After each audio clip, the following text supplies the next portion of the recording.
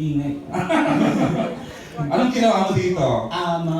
Yung mga bagay na hindi ko pa na-try. Wow. Parang feeling ko nga after neto, lalaki na ako.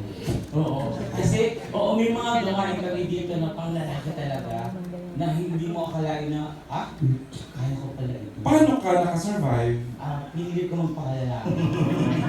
Pinili ko talaga. You have the support naman of your mentors. Yung mentor namin talaga hindi kami pinapabayaan. Are they foreigners? Hindi.